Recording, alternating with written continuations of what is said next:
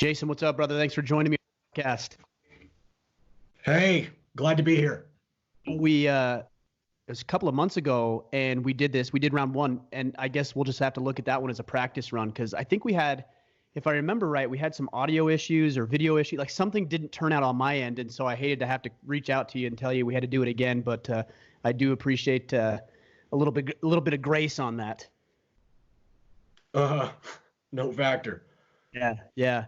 How's the homestead coming along? I know you guys are in the middle of winter like we are. We're on the other side of the country, but how's that coming along?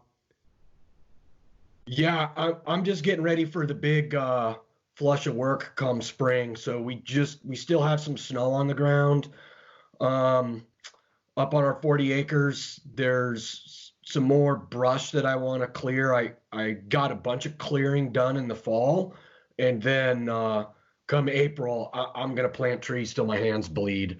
I've Is got that like right? 300 trees on order, and I'm fired up. Getting ready to build some birdhouses with the kids too. So still, it's in that period where planning, but like in a couple weeks here will be longer days and going full tilt. Yeah. What type of trees are you planting?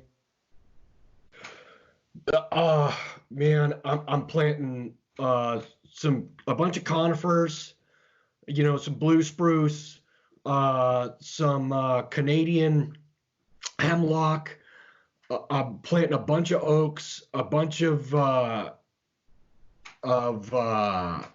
chestnuts, a bunch of hickory, a bunch of stuff that is going to bring the wildlife in and kind of hold it and give them stuff to eat off. Crab apples because they hold their fruit real Like far that. into the winter. American persimmon because the deer really like them and it keeps them around. That kind of stuff. Yeah. So really, the goal is to just bring the wildlife in and let them make that their home. Then it sounds like. Yeah, yeah, exactly.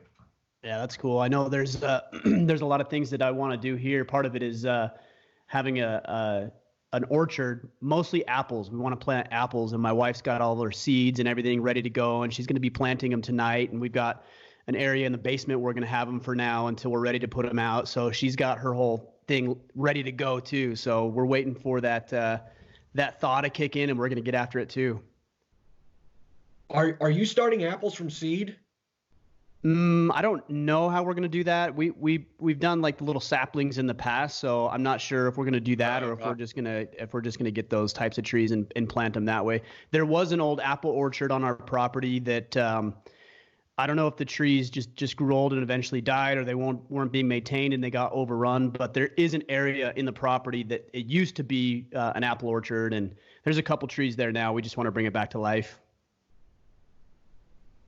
Yeah, some of those old homestead trees are can be some really interesting varieties, and give them a good pruning can really bring them back. Or if they're a variety where the fruit isn't very good, you can always look at the option of grafting something onto Mm. it that tastes a little better because you got that massive root base and you can really just get some amazing growth out of it. Yeah, you hate to put it to waste if it's something that could actually produce. It just needs a little care, a little attention, and I think that can go a long way. So I'm really excited to get that going this year. Is this Yeah, something that that's you've always cool. been interested in, or is this are all these types of activities and all these things you're doing on the property? Is this something like a new development that you've been interested in? Where are you at with that? So it's I've been interested in gardening and farming since I was a little kid. My mom always kept a garden that was medium size, and I was interested in getting out there and helping in her working with the dirt. And then when I met Iris, she actually is from a very rural area, has always kept a huge garden. So when I was on active duty and we lived down in San Diego, part of the deal for her accepting my hand in marriage was that she's like, hey, if I'm going to move down to San Diego, you're going to get me a place where I can look out the window and see my horses, and we're not keeping them over in some stable somewhere. Luckily, San Diego, you have the opportunity to get a little bit of property. And then also when we were ready to buy, the bubble burst, and so things were really inexpensive, and we were able to get an 18-acre place in East County that was an hour commute from work, which was manageable for me. especially because, either I'm getting off early or I'm deployed in the SEAL teams. So we started running a CSA, which is community supported agriculture, basically an organic farm. And we did that for 10 years. And that was something that we really enjoyed. But it's a lot of hard work. And now where we're at with it is we're just going to grow for ourselves and maybe enough to give away to the neighbors, but we're not into doing it for a paycheck because that's just, it's brutal. It's not what we're after. Yeah, I can't imagine it's entirely profitable that way either, unless you're running hundreds and hundreds of acres and you're super efficient with the way that you're running it. With the community supported agriculture, is that something that members were contributing to? Like it was like sweat equity? How did that work? Yeah, so here's how we did it. We modified the model a little bit. So the model typically for community supported agriculture, and by we I mean Iris did. I'm just labor and support. So typically people will buy a 6-month subscription to your farm. And so they'll pay a big amount of money up front, and then every week you'll give them a box of whatever happens to be, whatever you're harvesting at that time. The problem with it is that's a big chunk of money up front, and a lot of people aren't willing to do that. The other aspect of it, as a grower, you feel this immense pressure to give people something every week, and it's super stressful. So how we tweaked it was we just got a base of clients, and then every week that we actually had a box worth of things to give out to people, we would say, hey, 10 boxes out on an email list. This is what we have available. And in those 10 boxes, that would go out to a list of about 30 families. Typically, it would sell out inside of an hour. And then Iris would take all the boxes to one location, and people would come there in the afternoon and pick it up. So it worked out really well. We also we had incredible support from a company called Pete's Paleo. And what they do is they prepackage paleo meals for people so they don't have to worry about cooking paleo. And they bought a ton of the stuff we were producing. So we gauged what we were growing basically for a paleo stock lifestyle. So there was a lot of Jerusalem artichokes, purple potatoes, paleo compliant stuff, not a lot of corn or anything. And they were huge supporters to our business when we were running it back there in San Diego. Yeah. But that's how it's working. Now you'll be amazed. Here's the trick. There are people that actually make a lot of money on a very small amount of property, like 3/4 of an acre. Really? And yeah, and so what they're doing is they've done all the math on the different crops. It's like, okay, it goes into Excel. This is how much I make on the crop. This is how much it takes to where I'm ready to harvest it. And they're doing that math for everything. And microgreens right now are a big money maker. And so people are growing these microgreens that they're then selling to restaurants or whatever at a premium, your arugulas, your baby spinach, stuff like that. It grows fast.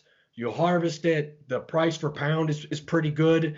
And then if you can avoid hiring employees and having to buy machinery, then it's all profits, because that's where a lot of these big farms run into problems is they've got so much overheads between employees, whatever their state regulations are with that, and then the cost of the heavy equipment and the maintenance of it. The guy on 3/4 of an acre can be making more than somebody out there doing a couple hundred acres. Yeah, that's interesting. That's actually a really good, I think, business lesson. I look at my business and how we've managed it, and we have people that help us and support us, and I compensate them, of course, but we're so nimble and mobile and able to act very quickly on ideas and capitalize on those, where big, huge organizations and companies might ultimately be able to put something together, that might be bigger or grander or more well-funded, but it takes a lot longer. Profit margins seem to be smaller, and there has to be a lot more effort to get that ship rolling than just us, where it's basically me and a handful of great guys who've been with us for a long time supporting our mission and our cause. Right. I mean, that's why they have that saying, you can't turn an aircraft carrier on a dime. Right. Yeah. Yeah, it makes sense. It's funny that we're having this conversation, and I'm sure a lot of guys are like, wait, we're having this Navy SEAL on and we're talking about like gardening and homesteading, which is a completely different conversation than I think a lot of the guys are used to when I have conversations with men like yourself. How has this transition been from SEAL to now, fully engaged husband, father, gardener, homesteader, and everything else that you've got going on? What's the transition been like for you? So it's luckily for me, it's been really smooth. And the reason for that is, as I transitioned out of the Navy, the last 2 years, I was at a training command. I was a master chief of our training detachment. That's the same command that Jocko retired out of as the officer in charge, running all the training for the West Coast SEAL teams. And I'm not talking about our selection training for guys wanting to be SEALs. This is the actual training for current SEALs getting ready to deploy. Right. And Doing their that gave me the workups and freedom to whatnot. help out. Yeah, that gave me the freedom to work on, more around our farm in San Diego and get ready for this transition. And we've been planning it. So, we're playing chess. We're not playing checkers. I'm trying to always think 3 moves ahead. And so 4 years out, I was trying to figure out, what am I going to do with my retirement, and what do I want to do, and where will I be happy? And for me, I'm the happiest. I feel grounded, and I feel at the most peace in the mountains, close to the wilderness. And that's what brought us to this area in northeastern Washington where we live. There's a low level of aggravation that I feel anytime I go into a densely populated area. And there's probably some work I could do on that, but I tell you, ever since I've moved, my life is better in every way that you can measure it. But that comes with a huge amount of that is already having my new purpose, my new goal, my new mission is what Jocko says, laid out, and that's basically enjoying the family, enjoying, a homesteading type lifestyle and nature, being able to hunt and fish more. And then also working with Echelon Front, which I've got a peer group that's basically second to none. Yeah. Oh, yeah, no doubt. Well, I want to talk with you about that in a minute, but it is good that you're talking about isolating yourself to some degree. I don't know if that's necessarily the right word, although it fits. Because I think popular culture says that we have to engage more in society and be more visible and more present and always looking for bigger and greater and grander within the capacity of corporate environments and always trying to be profitable. And I think, for some people, I think that's probably right and that's fulfilling to them. It certainly hasn't been the case for me. And I know a lot of guys resonate with what you're saying and are trying to figure out a way to live more of the lifestyle you're talking about rather than that fast-paced corporate environment in a big concrete jungle where they feel like they're just ants or cogs in the wheel just running around doing nothing meaningful. Yeah, and there's a balance there. One of the things I've noticed personally is I've been working really hard to interact with people more, and it's easier in an area where the population density is less, right? Sure. So when I'm walking down the street here, if I look people that are passing me in the eye and smile at them, their first assumption is not, what is this guy trying to sell me? What's his angle, is he right? going to pick my pocket?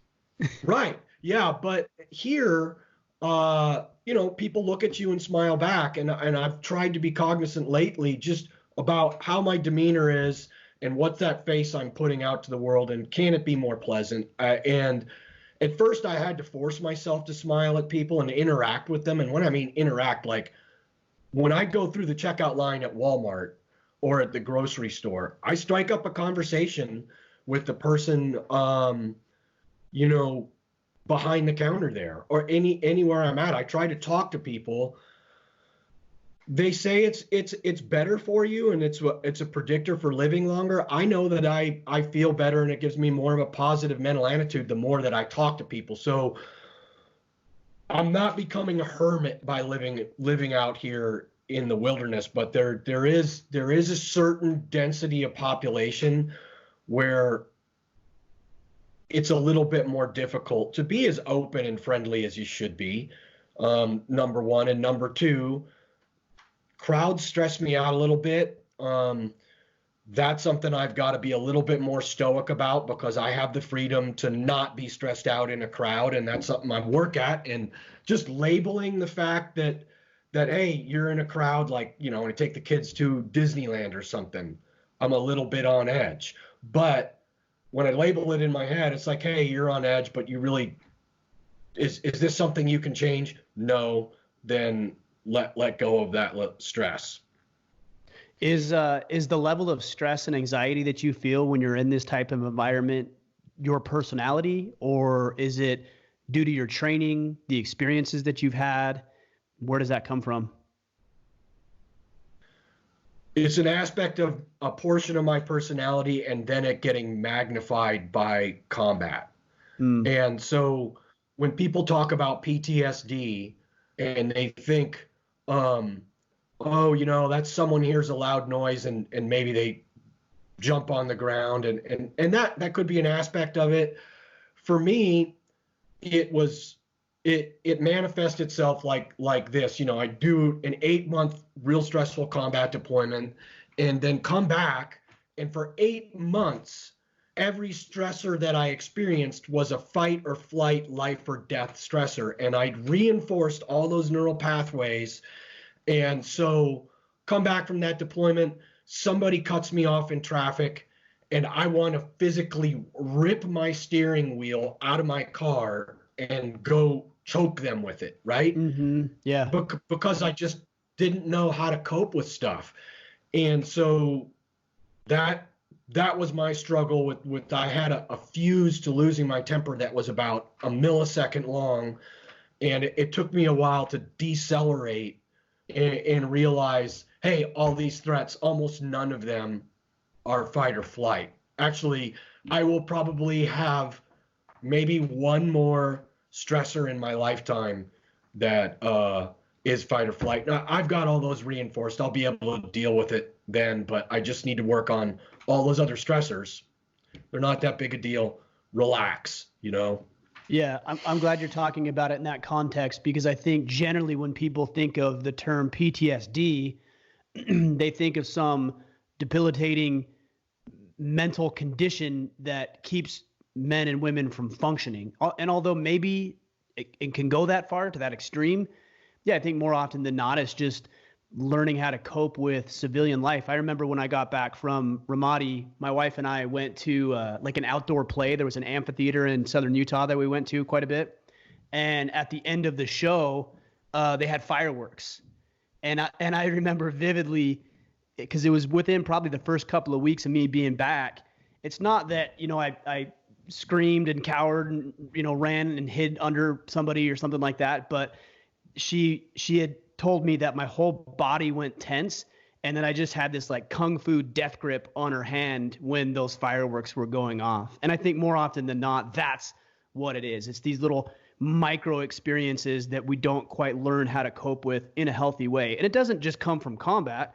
It comes from, maybe you were abused as a child or in another relationship. Maybe you got into some sort of a horrific car accident. And so these little triggers pop up throughout your life, and you don't even realize that you're responding in a way that is not necessarily healthy because of your past experiences.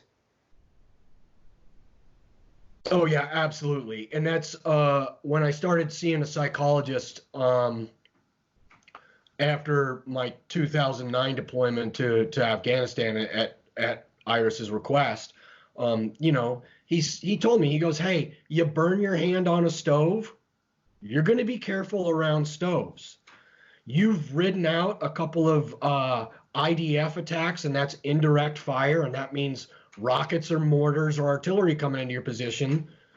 Okay, you hear fireworks and you're going to get ready to figure out where you're going to move so you can survive, right? Yeah, I think it's just the natural order of things. It's actually a good thing, because that's how we as humans protect ourselves, defend ourselves, gear up physically and mentally for some sort of stressful or threatening situation. So, in the right set of circumstances and done healthy, it's actually a good practice to learn from things that have hurt you in the past. We just have to make sure it doesn't go too Yep. far and keep us from doing what we would otherwise do or healthy practices. Right. And I think, unfortunately, especially for the military and first responders, any kind of mental issue is seen as a weakness. And we've got to do the best that we can to get away from that because, if you look at the suicide rates, they're they're high. And I think it's because people feel weak if they reach out for help. And I think his name's Charlie Massey wrote, "What's the bravest thing you've ever done?" And the answer is ask for help.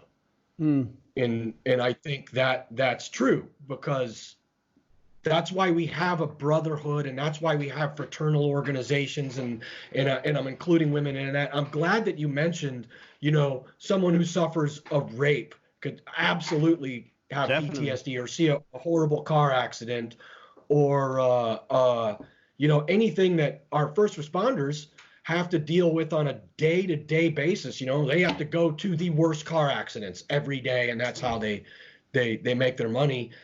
And then how they're able to turn that off when they come home is amazing. Because like when you and I deployed to say Ramadi, you got to come back to the States and that's a natural separation. You're not smelling that burning trash every day and you're not seeing all the things that you saw, the sights and smells in Ramadi, where they're going right back to the same neighborhood that they live in and they just saw a horrible car accident or were involved in a shooting or had to come to a terrible domestic violence dispute. And it's crazy. And so hopefully, and it's this is how we're going to shift that paradigm, right? You and I talking about it with other people and saying, hey, it's okay to ask for help. I did. I saw a psychologist for a long time and I was able to manage all of my issues without using drugs. Now, I had a psychiatrist at one point try and put me on an antidepressant, and I was like, no, no, no, no, no, no. I think I can handle this without taking a pill every day, and I'm to the point where I'm managing it and I'm dealing with any kind of depression or any other stressors that I had pretty well, just for facing it and owning it. Yeah, just learning what you can and evolving with it as well. It sounds like. It's funny and I think men in particular have a really hard time with reaching out to a psychiatrist or psychologist for help for these mental issues because they do think they're weak. But if you have a shoulder injury, like no man's gonna keep from like going into the doctor and getting that shoulder repaired, right? Like if you break your leg, it's not Yeah, like you're like, I think I can manage. Like I'm gonna toughen this one out. Like you're probably gonna go in and at least get a cast on or have it X-rayed and get some professional feedback on what you can do to heal yourself up, right? But there absolutely. is this stigma. And then what's interesting too is if you take men and you think about even from the time that we're boys, right? We're running around with other boys. We're playing in competitive sports. Like I was in football, at baseball, a lot of team sports, and we had, like you said, that brotherhood. And then I joined the military, and we have brotherhood. And when you couldn't figure it out, then you had somebody else there to help you out and coach you and guide you, instruct you. And nobody would ever consider having a teammate on football a weakness or the guys in your unit a weakness. And yet we consider it a weakness when we are operating in civilian world and we need some professional help. There is that stigma, and it's really unfortunate because it keeps a lot of men from having these conversations that would otherwise really, really help them get back on the path they want to be on. So I'll tell you that stigma exists in the military. Yeah, no That doubt. that Sure. exists in guys got and I'm sure it's in first responders in general, law enforcement and firefighters and every paramedics, everybody, if they go to see the psych, there's a kind of stigma that they feel like that's there, and that's something that conversations that you and I are having are going to help alleviate that, where it's not seen as a weakness. Because like you're absolutely right. If you wreck your shoulder, you're going to go see a doctor. If your car is broken, you're going to go see a mechanic. Yeah. And if definitely. you're struggling mentally, get down to see someone that's trained to deal with it. They can help 100%. out. Yeah, no doubt. What are some things that you did in your life as you were working to cope with the stressors of combat and some other situations you'd been in to be able to more adequately deal with everyday, things like somebody cuts you off, or, somebody says something rude to you, or whatever. There's things that come up. Like, what are some of the practices that you incorporated to be able to detach in a way and then just realize what was going on and handle it more effectively? So, yeah, just learning to take extreme ownership in everything that means, and just listening to that whole message, that Jocko and Leif put out in that first book. They tweaked it with dichotomy, but absolutely not making excuses, not casting blame. And then the next thing that was a huge help to me is I've become interested in Stoicism and thinking about, hey, the ultimate freedom, I can't control anything that's out there. The ultimate freedom I have is how I react. And so when I place that filter on my thoughts, when I notice myself white knuckling the steering wheel because the car in front of me stopped at the yellow light and we all could have made it through, Mm-hmm. I just run through this little thought pattern like, hey, can I control this? No. So is it worth being mad about? No. And then I can let go of the anger. Yeah, I mean, that's such a simple exercise and so powerful. One of the things that I've done to be able to just tail on to what you're talking about is asking myself if my response is serving me, right? So if, for example, we'll use your yellow light analogy. You get to a yellow light, the guy could have made it, you could have made it. If you want to rage and slam into the back of his car or pull him out of his car, whatever thoughts come to our mind, is that going to ultimately serve you? Like, is that going to help you get to your son's baseball game any quicker? Right? Like, probably not. Probably just ought to wait and, just be calm and get there safely and securely, and that'll move you in the direction that you want to go. So just asking this, is my response serving me or is it hindering me? And I think more often than not, a lot of us would find that our knee-jerk reactions and responses are hindering our ultimate success and what it is we're after. Yeah, I mean, I don't think anyone's ever made a good decision while they're angry. Yeah, great point. Yeah, it is funny when you think about being angry and then you have at least some sort of insight or capacity to like detach for even if it's just an hour or overnight, and you come back to it and you're like, man, that actually really wasn't as big a deal as I made it out last night to be, so like that time margin is really helpful. How long have you been with the Echelon Front team, Jason? I'm right at just short of a year now with Echelon Front. So fairly new in the program relative to how long they've been around, it sounds like. Yeah. What made you decide to start working with these guys? I know you had a relationship. Now, did you serve in a combat tour with Leif and Jocko, or were you more in that training capacity as how you got introduced to them? No, I was at Team 3 at the same time they were, but I wasn't in Task Unit Bruiser.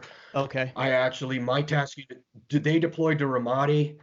I wound up going to the Pacific Theater, PACOM. So that was challenging because, all SEALs want to be in combat, and then to be hearing that they're getting in all this combat and we're working in, and we were in a great place. We were in Thailand, staying in a 5-star hotel, or go to Indonesia. Had some good trips on that deployment, but still it wasn't combat. So it was tough to keep our minds focused on the mission. But I've known Jocko since 1993 when he was an enlisted guy. I was over in Ramadi in 2005, augmenting Team 7, so I was there about 6 months prior to them getting there. And then Jocko took over the training detachment and was running all the sustainment training for the SEAL teams when I came through in 2008 as a SEAL task unit senior enlisted advisor. And so that's the head guy over 2 SEAL platoons. That's basically how we're organized at the SEAL teams. So you see all the movies and TV shows, they're just focused on a platoon, but we're organized into task units, which is 2 or 3. We wound up deploying to Afghanistan in 2009. That would wind up being the most intense combat deployment of my career. It was 8 months of a lot of fighting. I mean, we had over 320 hours of troops in contact. So Jeez. That was just that many firefights. Our longest firefight was 4 days long. Holy cow. And then I had one more combat deployment as a command master chief with SEAL Team 5. We deployed to Iraq, and we were involved heavily in 2016 and 17 of routing ISIL out of Mosul and a small portion of the western Iraq. Interesting. Yeah, so we were in Ramadi then at the same time. I was there from June of 2005 through June of 2006. So I think we must have had some overlap there, which was really the hot time of the insurgency there in Iraq. So it's interesting to hear that Afghanistan, and what'd you say, 2009 was even more active than that. I almost can't imagine how intense and insane that must have been. Well, I mean, every time we went out, we were full-blown troops in contact. So, and I left on Father's Day of 2005. So we just like were there during your turnover or something. Okay. Yeah. And at the time, like if you went into Southern Ramadi and you were on a foot patrol, typically I think that was the Marine zone, but I can't remember it. You would be, if you stopped moving for 20 minutes, they would maneuver on you and you would start to take some kind of fire, but it wasn't too big and crazy. And it just seems like it just ramped up and ramped up and ramped up after that, especially going into 2006. Yeah, it really did. It was interesting to even get there in 2005, and we had the unit that we were replacing basically onboard us and get us ramped up and up to speed as quickly as they could. And man, these guys had a really rough go at it, and it was visible like how shaken they were. And that's not to take anything away from them. They were great soldiers, but it just went to show us, like, I remember thinking like, oh my goodness, what did I get myself into when I heard the stories and they gave us a tour around the base and the city. It was pretty intense at that point. What was that unit? That was the unit that we replaced. Yeah. I can't remember right offhand what unit we replaced. But yeah, that was June of 2005. I can't remember what the unit was. So we worked with those guys pretty heavily, especially when we were doing stuff over in Tamim, and I became pretty good friends with one of the captains, I guess company commander there. Yeah. Those poor guys had been deployed to Korea for a year. And then I'm not even sure they got to go home before they were deployed over to Iraq, and then were there for another like 14 months. So it was crazy. Rough. And they lost a couple of tanks to some huge IEDs that were buried in the road, and it's horrible. Yeah, it's rough. I remember when we left, the unit that then replaced us, it must have been within the first week, because we got back home, and our first sergeant had told us that they had experienced some sort of attack at the gate and lost, I want to say it was like 10 soldiers in that first week that we had actually left. Because and these insurgents, they know, right? They know when these transitions take place. They know when the chaos will ensue, and they can inflict maximum damage. I remember part of the time when we were about to leave, they had built some makeshift housing units out of basically sticks and plywood, essentially, is all it was. And there was an engineering unit, if I remember correctly, in there. And man, that section, that was immediately targeted and destroyed. because that was the vulnerability, that was the weakness. And so these insurgents, they know, like they're watching. We're so, in Ramadi, Fab Ramadi, we were surrounded on all sides, and basically in this pit. Yeah. And they're watching from all angles and know exactly what's going on, which is pretty intense. Crazy. Yeah. Yeah. So what is your role then with Echelon Front? Are you training? Are you presenting? Are you working with organizations? What is it that you do with those guys? So first of all, it's just absolutely a dream come true that I had this opportunity to work with them. But so I'm one of their leadership instructors. And what I do is I go out, I give keynote speeches or run leadership workshops, and work with basically every organization that you can imagine, just talking about these principles of the laws of combat, and basically it's a framework for how to run any organization. So we work with software companies, we work with utilities, we work with first responders, we work with the financial industries. I've worked with over 100 companies in the last year, and it's fantastic at first, especially when you're speaking to a software company or healthcare company. They're like, that's great, you guys have some interesting stories about combat, but there's some skepticism on how that really applies to their organization. And then as you lay out the laws of combat, hey, cover and move is about teamwork and breaking down silos that develop. And, we had those we absolutely had them in the military, and, within the SEAL teams, where different departments start to get antagonistic toward each other, and they forget that the real enemy is out there outside the wire. Right. And then you're just not running at your maximum efficiency. And then how important it is to develop relationships with people, because if you don't have relationships developed, you cannot have an open line of communication. You can't have feedback come back and forth without your ego getting in the way.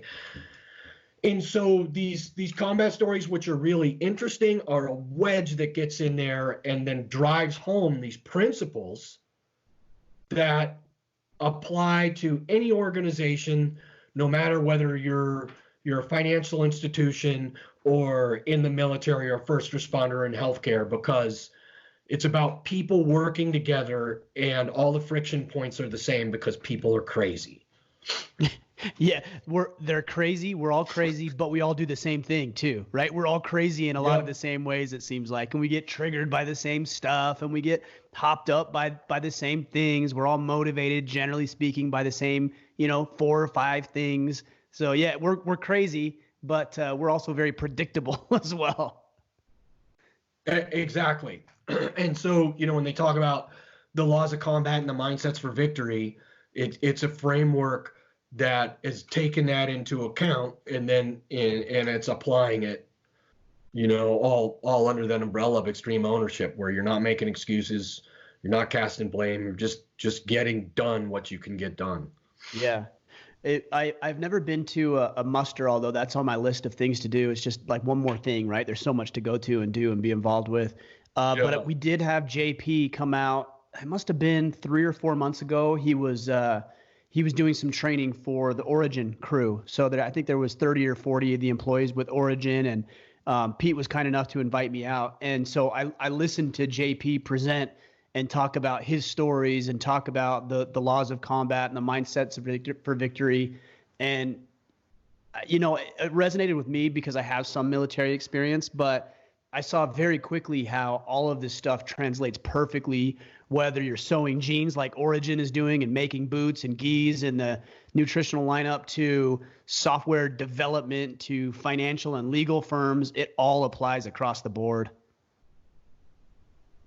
Yeah, and JP is such a fantastic presenter. He's phenomenal. Because what I really enjoy about JP is his vulnerability. When he presents, he doesn't seem like something that, like, it's unattainable, like, this guy is just perfect. No, JP has got a very human aspect of it, and then the way he just applies discipline to everything is fantastic. I actually, really, when I brief, a lot of the stuff that I have in my brief is stuff that I'm I'm taking from him that I've learned, because he is such a powerful presenter, because he connects so well with his audiences, and it's just perfect communication. Yeah, no doubt. He's very relatable, right? Like if somebody listens to him, myself included, you can see a lot of yourself and how the best version of you can come out because he's able to draw that out. He just does a fantastic job. What are the mindsets for victory? It seems like I remember maybe one or two of them, but I can't remember the total all of the mindsets for victory. Do you mind breaking those down? No, let's hit it. So obviously, the overall one is extreme ownership, and that means that you're not going to make excuses. You're not going to cast blame. If a teammate is failing, then you're going to look at it and go, well, I'm not helping that person enough. I didn't train them enough. I haven't seen what their issues are enough. I haven't dug into it deep enough. And that's really skimming the surface. I mean, we could talk for an hour just on that one. Right, It's of course. really kind of a stoic philosophy. Next up, default aggressive. All right. And default aggressive. So what that is not. Default aggressive is not me getting inside someone's 18-inch bubble and knife handing them and yelling at them. Default aggressive is not me sending an email out in all caps and in red. Default aggressive is seeing what needs to be done and then doing it. And so it's just about being proactive, really. And people struggle with, or the things that all of us most need to do is in the places we least want to look. So for instance, as a command master chief, the worst thing in the world that could happen to me is having one of my teammates killed in combat. So on my workup, during our workup getting ready to deploy with SEAL Team 5, we did 7 total drills. We call them CACO drills, Casualty Assistant Care Officer drills. And that's where we run a drill practicing for losing a teammate. And the first time you run the drill, no one's default aggressive. Everybody's, because no one wants to think about the eventuality of leaving a teammate, losing a teammate. So they're cutting all kinds of corners. Yeah, they're cutting all kinds of corners. So when you're done with the first drill, you're like, hey, wait a minute. Where's the letter that someone was supposed to write to the spouse? Well, that's something you might want to practice, right? Hey, who inventoried the guy's locker?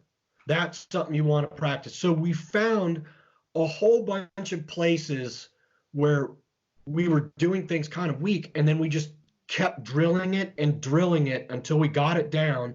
And then we had a 3-ring binder with a step-by-step process of, hey, this is what we're going to do in the eventuality that someone's killed. And then in October of 2016, when we kicked off the assault of Mosul, I had 3 SEAL platoons that were attached to partner forces doing the assault. And EOD Chief J.J. Finan was killed by an IED during that initial couple days. I think it was actually the first day of the assault, and it was horrible. When they passed over the radio to our tactical operations center, hey, they passed his call sign and they said he's expectant, which means in the military, he's expected to die. I felt as if someone had dumped a cold bucket of water over my head. I really wasn't capable of making any complex decisions. I saw some of my teammates in front of their computer screens breaking down and crying. And luckily, we'd been default aggressive ahead of time, and we'd made ourselves that checklist. And so we were able just to go, because then the next thing that happened was everybody wanted to do something, and sometimes it's bad to do things. There are some things you can do, you can mess up the whole process. So we went into the CO's office with some of our leadership, and we opened up that binder and we said, hey, what's step 1? And did it. And then went step by step through that process and got things done to do the best thing we could by JJ's memory and for his spouse and his son. And we made that for all kinds of stuff. We made it for what do we do if someone's in a dang motorcycle accident? Because that's a big pain in the butt now in the military when someone's in a motorcycle accident. And so that's what default aggressive is about looking at what needs to be done and actually doing something about it. Now, there's a dichotomy. There are times when the best thing for you to do is to just sit back and collect information and not do a thing. Because just reacting right out of the gate is bad, and that's where the whole dichotomy comes in, and that's the whole reason for the second book. I was really, really lucky in that Extreme Ownership came out right when I promoted out of being a tactical leader in the SEAL teams to the executive levels of leadership. And so it really helped me as a command master chief look at doing some of these things like being default aggressive and see things that I was doing correctly and things that I was doing incorrectly and move forward. And I think I was fairly successful, and the team, well, I'll say this, SEAL Team 5 did a fantastic deployment, and I was really lucky to be attached with them for our 2016-17 deployment. And it wasn't because of any talent I had, but the rest of the team. So another good mindset for victory is innovate and adapt. Hold on, Jason. Before we move into that one, I want to ask you just a couple of other questions on this one.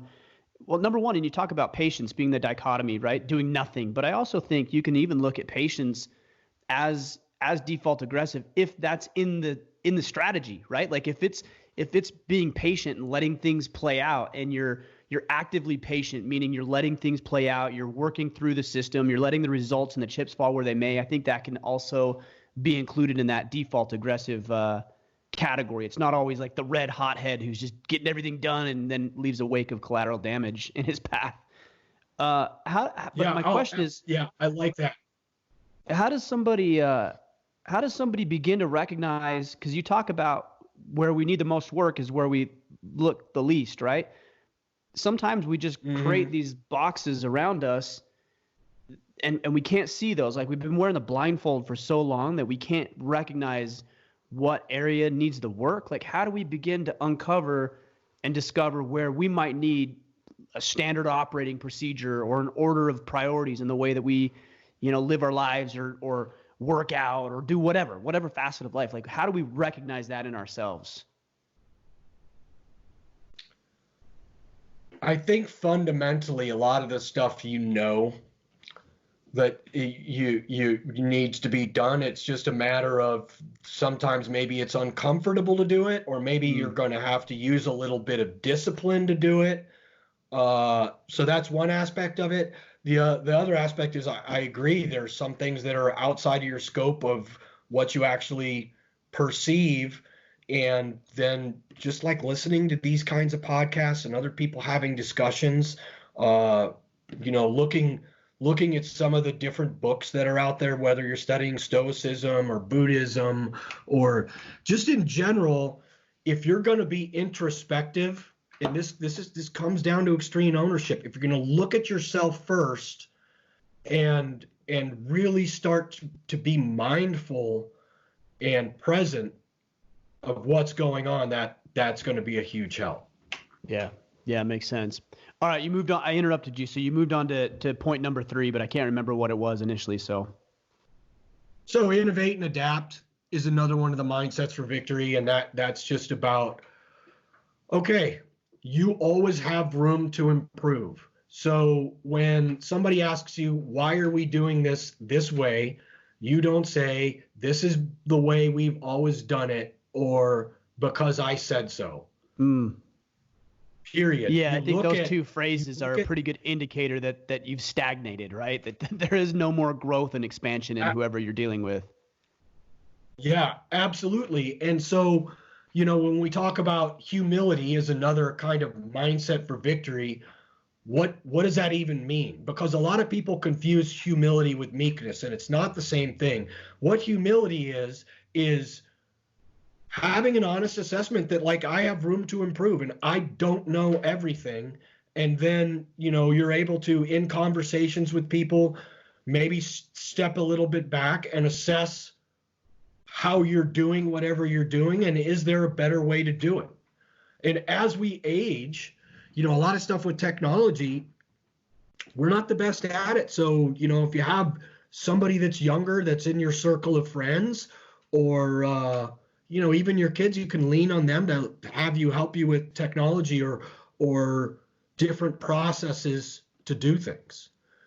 I like that you're talking about humility in the context of, okay, here's what I'm not good at, and here's what I'm going to do to fix it. Like, I think that second component is actually a critical part of humility. Like, you have to be willing to fix it. Otherwise, I don't know if it's humility as much as it is just passivity, right? Like, oh, I just suck at that thing, so, I guess there's nothing I can do about it. Like, that to me is not a humble thought. A humble thought is, hey, I'm not very good at this, but I'd like to get better, so I'm going to reach out to people that know more than me. I'm going to gain some new information. I'm going to listen to some podcasts. I'm going to go train. I'm going to go practice. And then I'm going to be better at that thing so I can serve myself and people more effectively. Like, that to me is the total humility package, not, yeah, I just suck at it. Like, I'm just weak. There's nothing I can do. That to me is not even close to humility. Well, and the other side of that coin is something that you're really good at, because you're not the best ever at it. And, they in military circles, they call this the disease of victory. And it's when you get to, you get a couple of wins, and then all of a sudden you think you're unstoppable. You stop respecting the enemy. You don't look for ways to improve, and you can really get caught with your pants down because you've lost your humility and you become a little arrogant. And, look at, in the business world, you think about some big businesses that were just owned everything, and now they're not there. And Blockbuster Video is an example of one of them, in the entertainment industry that just is done. Right. Yeah, that is because, and I think if I remember the story correctly with them, I think Netflix or another subscription service had reached out and offered their company or their service or their technology, and Blockbuster's like, nah, we don't need that. And we own this space, and that lack of humility is what actually undermined them and completely destroyed what they had going. So that's a very good point. So we've got extreme ownership, default aggressive, innovate and adapt, and humility, it sounds like, is one of them. Is there anything else in there? We shifted a couple of the ones around with dichotomy, with the dichotomies of leadership, but I think that pretty much hammers it out. I don't have my stuff right in front of me, but off the top of my head, those are the biggies, and extreme ownership. Yeah, it's the thing that I noticed, and I've always recognized this about Jocko and Echelon Front and what all you guys are doing, because I've had conversations with you and JP and Leif and Jocko, and Mike is coming out here in the next several months. But the thing that I notice about what you guys have done such a great job at doing is creating frameworks. Like, these aren't just like out there theories like, oh, we think it'd be good to take responsibility. No, it's like you've codified it, and you've put these systems in place. Step 1, step 2, step 3. Here's the 4 mindsets. Here's the 4 laws of combat. Here's how you implement it. And for guys like me who, want to take a system and are able to just implement it, and even guys who are kind of out there, a little loose with their planning and the way they approach their life. This is a very powerful, strategic way to implement strategies that are going to help you improve. That's what I've noticed, and I'm so impressed about what you guys are doing. Yeah, I mean, and that's all Jocko and Leif. That's all them doing it. But I'm really happy they did, because, like I said, I devoured extreme ownership when it came out, because I knew both of them, and then started putting the stuff in practice and started it working in real time. And then when stuff was going difficult or wasn't working, I was like, oh, okay, well, here's the mistake I'm making there. And typically the mistake was not taking ownership. And a lot of it, in any organization, is developing relationships and not having a clear understanding about what another department's job was or their mission, and that. Yeah, definitely. Well, we're winding down on time a little bit. I want to ask you a couple of additional questions. The first one is, what does it mean to be a man? So a man is able to stand discomfort in order to get a job done, and a man is in control of his emotions. Specifically, anger is the one that needs the most control. And a man understands that the greatest strength lies from responding to negativity with kindness. That's powerful. That's really powerful. I like that first part where you said, how did you phrase it? You said, being able to withstand discomfort in order to get the job done. It's very powerful. I like that. Well, Jason, I appreciate you. Isn't that what discipline is? I mean, yeah, absolutely. You're putting yourself under voluntary hardship, something that's uncomfortable, something that potentially is painful, because you know it'll produce a future desired result. I mean, that's a great definition of it. Yeah.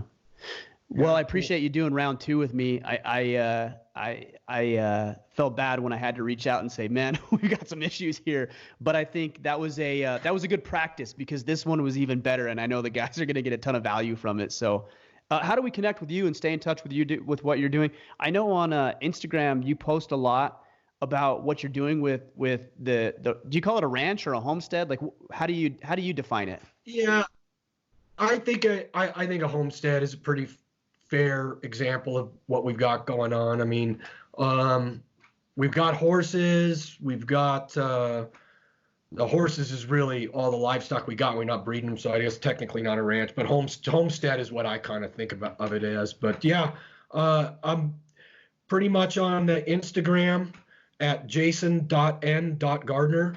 Now, I was on Twitter. I've moved away from that. I'm not there anymore. I just don't. It's too clunky and I don't like it. Instagram is like my favorite social media platform right now.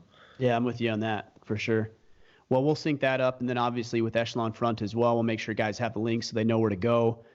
Jason, I appreciate you. I'm inspired not only through your service and your lessons and everything you're doing with Echelon Front, but the way that you lead your family and the way that you're living your life is inspiring to me. And I look a lot about with what you're doing, and I think, man, like what of that can I incorporate in my own life with my 4 kids and my wife and the way I'm leading at home and the way that we're taking care of our property. It's very cool to see, and I'm going to implement a lot of the things that you've been doing because I see how much value it seems to have brought to your life. So I do appreciate that from you. Yeah, same thing. Back at you, Ryan. I follow you, see your posts every day. I'm immensely jealous of those bison boots you've got. I got to hit them up and get a pair ordered pretty soon. Hey, you might know you might know one of the owners, I think. So you could probably swing that pretty easily. You just gotta be a little louder, a little vocal, I think, on that one, and you can get yourself some. Oh, I'm gonna. I was looking at the different styles out there, and I really like the style that you chose. So I know that our tastes, at least in boots, are the same. That's right. Great minds think alike. Well, Jason, I appreciate you. We'll call it a day, but thanks again for joining me. Looking forward to getting this out to the guys. Awesome. Thanks, Ryan. Thank you.